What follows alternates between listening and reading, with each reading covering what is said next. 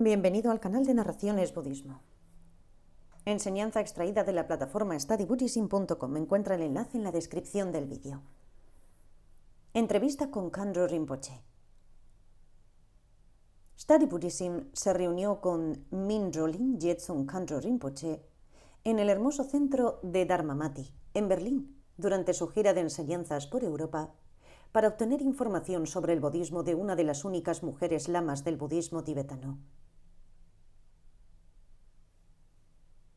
Cuando me interesé por primera vez en el budismo tibetano, uno de los primeros libros que leí fue Esta preciosa vida, enseñanzas budistas tibetanas sobre el camino hacia la iluminación, escrito por una maestra tibetana de la que en ese momento nunca había oído hablar. Las poderosas enseñanzas del libro, expresadas con tanta claridad y belleza, me impulsaron a querer aprender más y más, y es por eso que estoy tan emocionado por la entrevista de hoy. Estamos en el centro budista Dharmamati, en el lejano oeste de Berlín, y estamos a punto de conocer a una de las lamas femeninas más importantes de nuestra época. Su eminencia, Mingyur Jetsun Khandro Rinpoche, es sustentadora de un linaje único de maestras conocidas como el linaje Jetsunma, y la hija del renombrado Mingyur Trinchen Rinpoche, el sustentador del trono del ilustre linaje Mingyur de la tradición Nyingma. A la edad de 2 años, su santidad el 16º Karmapa la reconoció como la reencarnación de Khandro Orgyen Tsomo, una venerada maestra que pasó gran parte de su vida en retiro. Como titular de los linajes Kagyu y Nyingma, participa activamente en el monasterio Mingyur en la India y en el centro de retiro Samten Tse en Mussoorie, India, que estableció como un lugar de estudio y retiro tanto para monjas como para practicantes laicos occidentales. Khandro Rinpoche dirige varias organizaciones benéficas en la India como legado de la visión de su gurú raíz y padre, Trinchen Rinpoche, quien sintió que era crucial que los practicantes budistas participaran en acciones que beneficiaran a los demás. Es conocida por su estilo de enseñanza directo, sensato y humorístico, y aquí en esta entrevista no decepciona. Study Buddhism.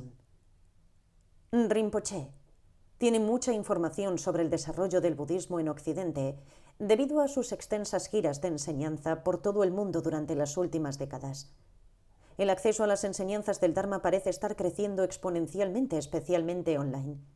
¿Es este acceso tan fácil al Dharma necesariamente un fenómeno positivo? Khandro Rinpoche. Empecé a viajar a finales de los 80, y ahora que miro hacia atrás, siento un poco de nostalgia por ese periodo, porque cuando apareció el budismo en Occidente, había mucha inspiración sincera. Había menos centros de Dharma, menos maestros. Me impresionó mucho la caravana de personas que siguió a los maestros visitantes durante todo el verano, después de haber dejado sus trabajos y sus familias. En los centros de Dharma no había alojamiento adecuado, por lo que todo el mundo a su alrededor, todo el campo a su alrededor solía estar salpicado de tiendas de campaña. Bajo la lluvia y la nieve, la gente era muy devota y practicaba diligentemente. En los últimos años, especialmente en los últimos 10 años, las cosas han cambiado. Ahora estamos muy estructurados. Hay enormes centros de Dharma que están bien establecidos y brindan programas y materiales exhaustivos e intensivos. Si bien esto es maravilloso, extraño la simplicidad de los viejos tiempos como estar en una tienda de campaña. No sé cuánto de eso es nostalgia. La gente está estudiando y aprendiendo más. El Dharma nunca ha sido tan accesible para la gente común como lo es hoy, o para aquellos que no son necesariamente monjes, monjas y yogis serios, lo cual creo que es muy bueno.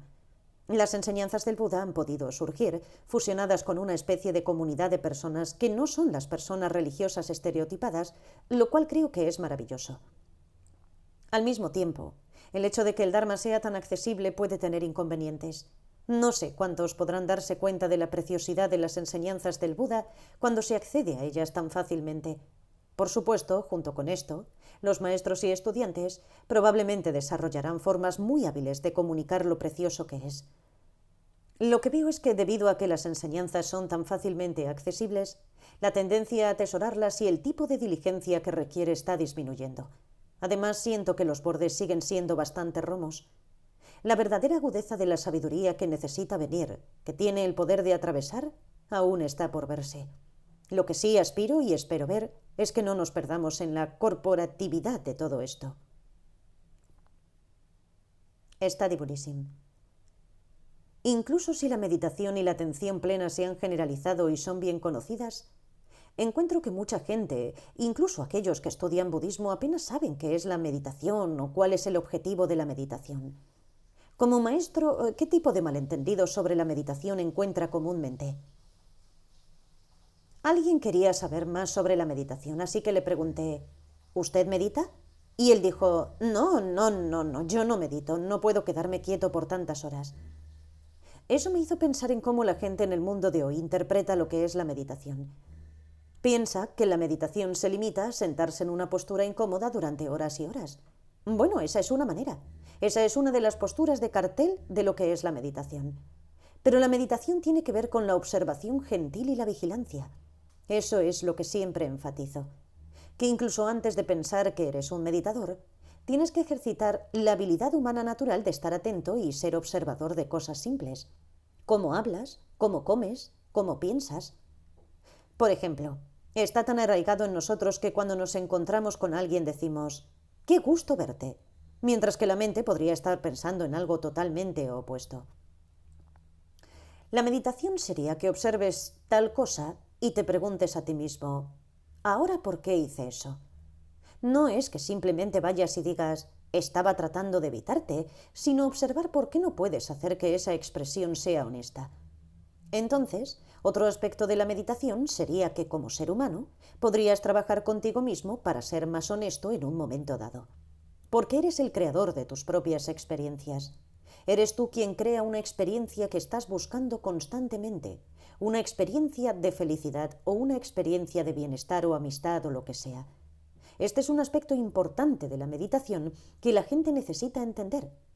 Por supuesto, las formas tradicionales de entrar en el cuerpo, el habla y la mente, de entrenarlos, también pueden ser útiles en este tipo de reconocimiento y hacerlo fértil, productivo y constructivo. Study Buddhism. Como dice, somos los creadores de nuestras experiencias. Podemos crear sufrimiento para nosotros solo a través del poder, o más bien la confusión, de nuestra propia mente.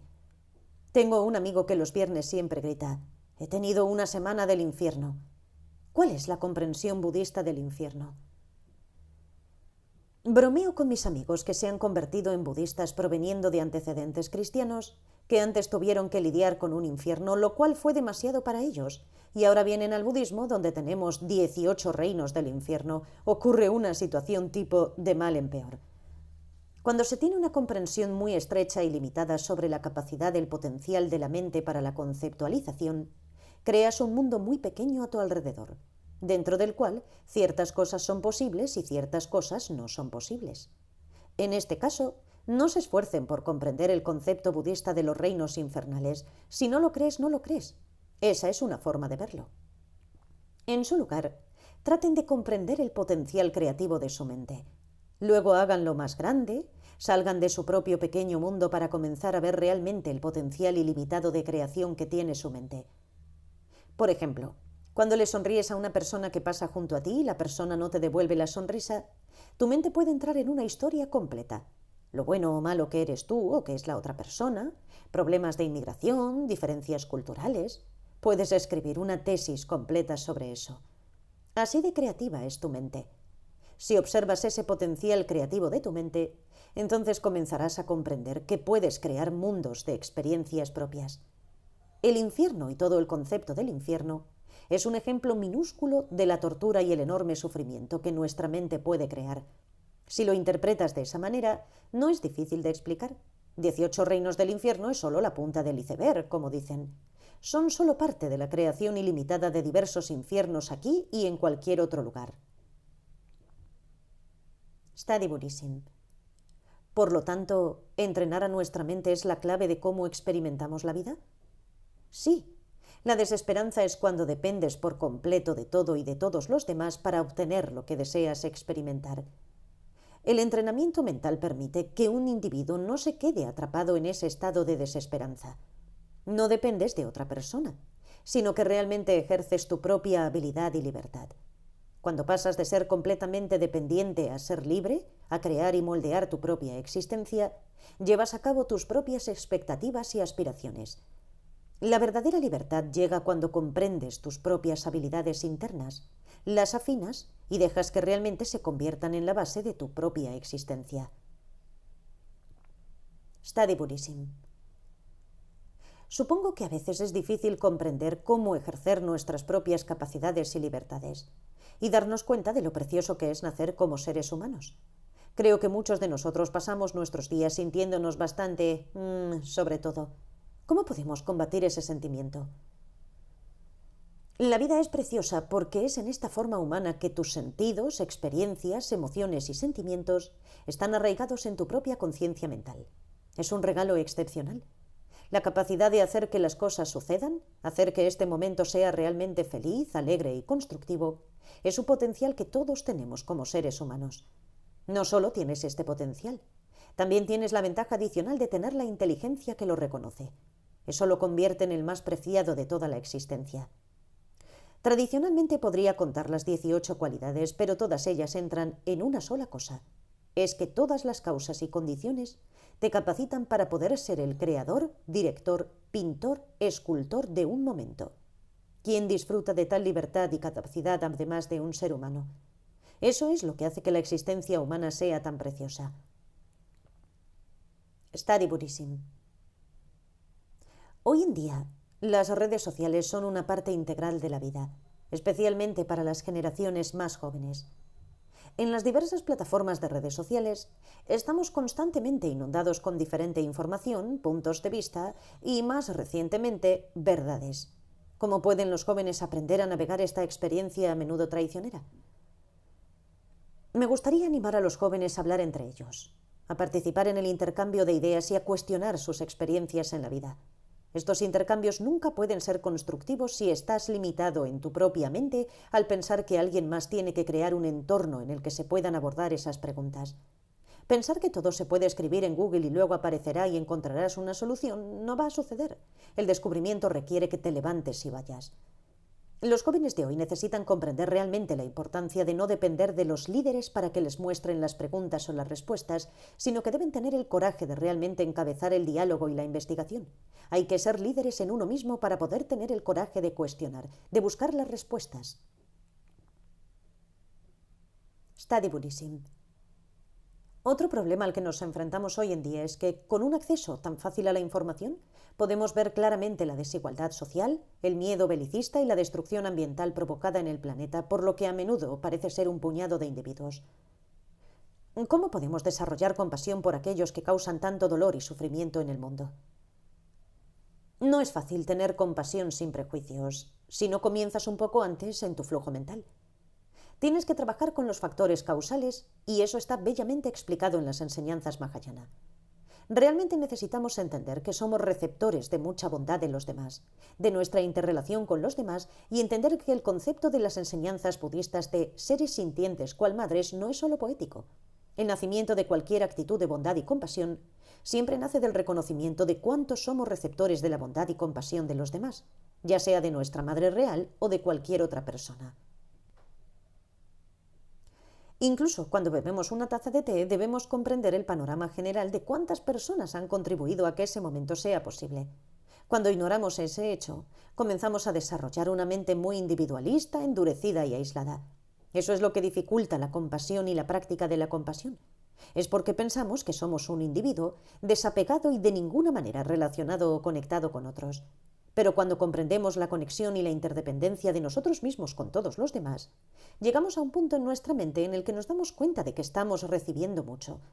Podemos decir gracias y pensar en la mejor manera de retribuir todo lo que recibimos. Sin ese tipo de comprensión, entonces la actitud condescendiente de yo soy el bueno que siempre da compasión sin recibir nada a cambio puede surgir fácilmente. Study Buddhism. ¿Llamaríamos a lo que acaba de decir compasión ordinaria? El budismo también habla de la compasión inconmensurable. ¿Cuál es la diferencia? La compasión inconmensurable, desde la perspectiva de que es una cualidad inconmensurable, no puede limitarse a una palabra.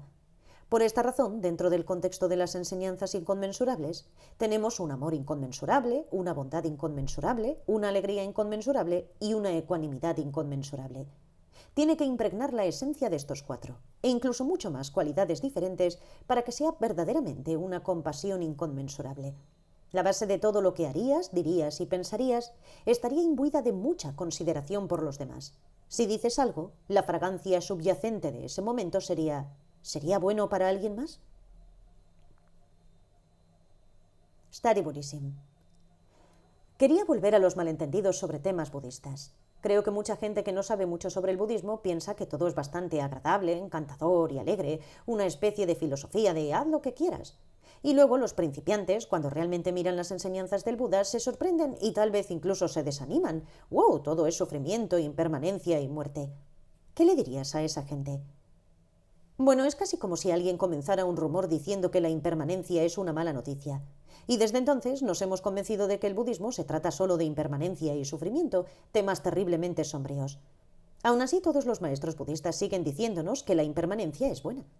Creo que tenemos que pensar diferente. Necesitamos pensar en la impermanencia como, bueno, por lo tanto, esto también pasará. Por lo tanto, este sufrimiento también pasará. Por lo tanto, debido a que existe la muerte, existe el renacimiento, existe el nacimiento. Debido a que esto cambia, algo nuevo puede suceder. Probablemente por eso celebramos el Año Nuevo. Se trata de un nuevo comienzo, una frescura para un día.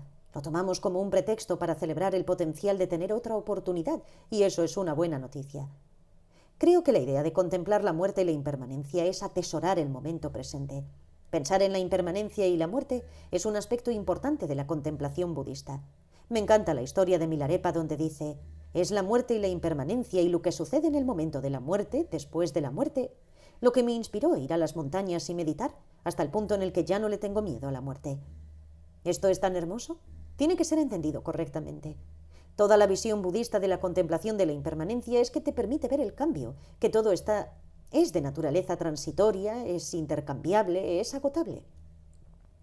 Creo que los seres humanos tendrían una mayor capacidad para relajarse y tener más humor en sus vidas si entendieran esta perspectiva del cambio y la naturaleza transitorio del yo y todo lo demás. Entonces hay un poco de luz solar o brillo en la contemplación de la impermanencia y la muerte que también debe entenderse. De lo contrario, si solo lo ves solo desde el punto de vista de hacerte sentir mal, deprimido y miserable, entonces pierde todo el propósito del tema de la contemplación de la impermanencia y la muerte. Realmente no hay ningún beneficio si tu contemplación te debilita.